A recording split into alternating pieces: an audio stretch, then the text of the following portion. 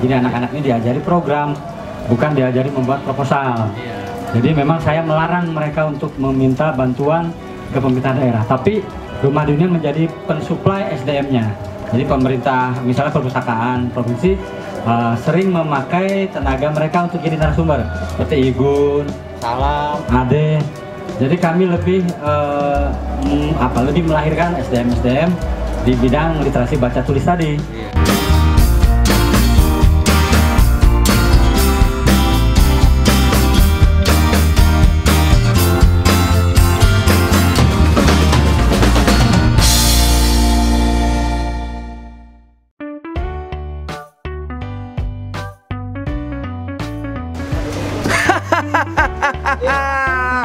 Berjumpa lagi dengan saya, Jang Rudun, maskot Rumah Dunia TV. Rumahku, rumah dunia aku bangun dengan kata-kata.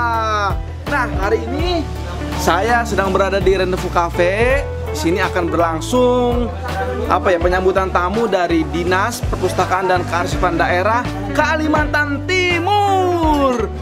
Nah, bagaimana keseruannya? Yuk kita lihat dan juga sambut yang meriah para tamu dari Kalimantan Timur. Kepala Dinas DPK ya? Iya. Nah, Pak siapa Pak? Pak Taufik. Ini semua relawan Rumah Dunia. Oh gitu. Presidennya mana? Atau presidennya? Ini Pak siapa Pak? Oh, GPMB Kalimantan Timur. Bertiga aja? Iya. Oh iya. Satu nyusul sore sendirian. Oh sendirian. Ini Abdul Salam, Presiden Rumah Dunia yang kelima. Tapi alhamdulillah Allah masih memberikan umur saya panjang dan alhamdulillah bisa ke Banten lagi. Banyak mitosnya Pak, ternyata nggak kayak di Banten. Di Kalimantan juga banyak mitos ya. Ada yang nyebutnya wisa lah ya. Kami juga sudah sempat studi banding ke daerah Mas Golagong yang ada di Kabupaten Goa, Sulawesi Selatan itu. Rumah hijau Denasa ya? Denasa.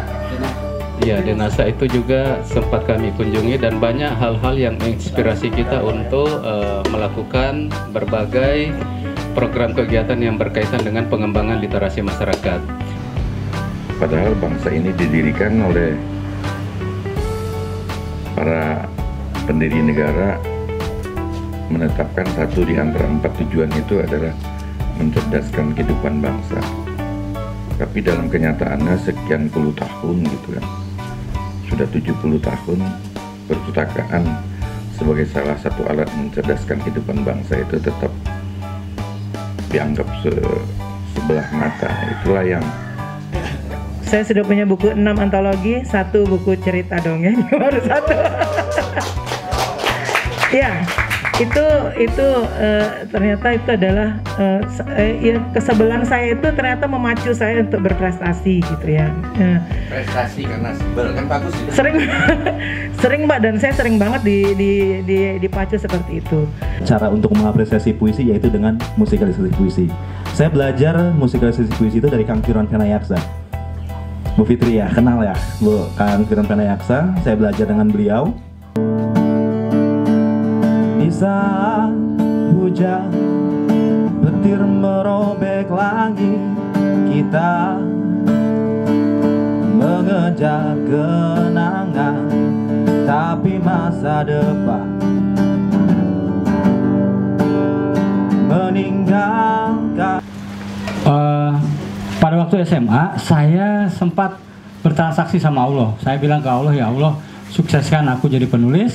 Kalau aku sukses jadi penulis, akan aku bangun satu tempat yang waktu itu saya berorientasi ke gelanggang remaja seperti yang Ali Sadikin bangun. Namanya gelanggang remaja, tempat menampung bakat anak-anak muda di segala bidang. Nah, rupanya nih teman-teman yang ada di sini relawan yang mewujudkan mimpi saya sebetulnya. Tanpa mereka saya nggak akan.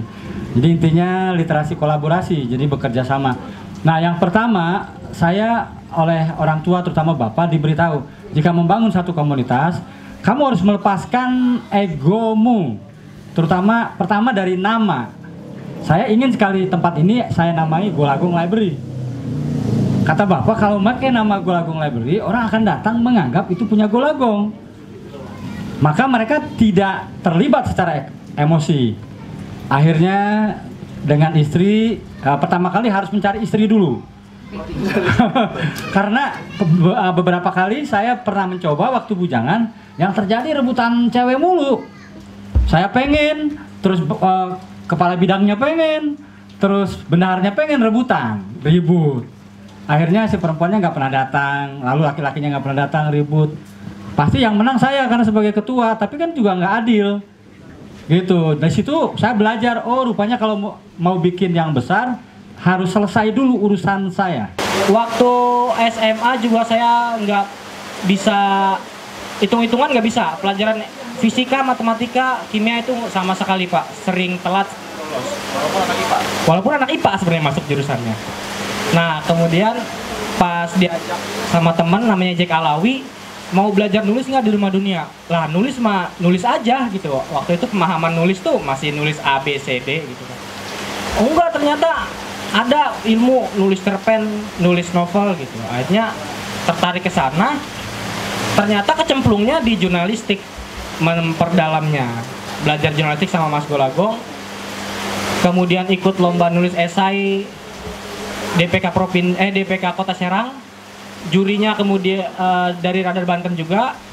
Akhirnya jurinya senang gitu. Mau nggak Dar kerja di Radar Banten sama saya? Akhirnya sebelum lulus kuliah, pas masih skripsi, saya alhamdulillah udah kerja. Sampai sekarang sudah di Radar Banten.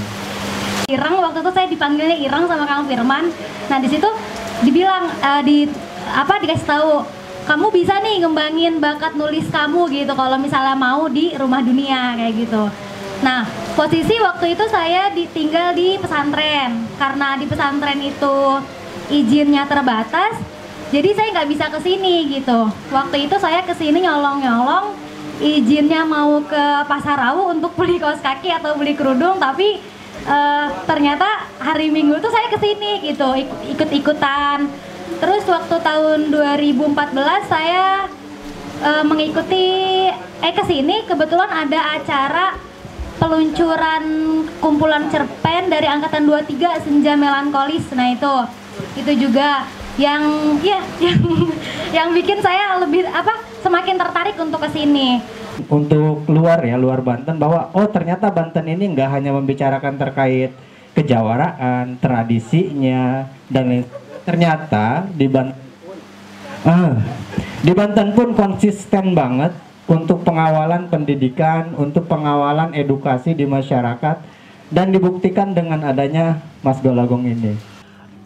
Itu tuh sesuatu yang asing, dan kalau ngomongin novel kayaknya nggak ada deh yang gitu yang bicara soal itu, dan saya nggak tahu kemana harus mencari teman. Jadi saya anggap Rumah Dunia itu tempat saya untuk mencari teman gitu, teman menulis, karena penting menurut saya teman menulis, teman membaca itu penting banget.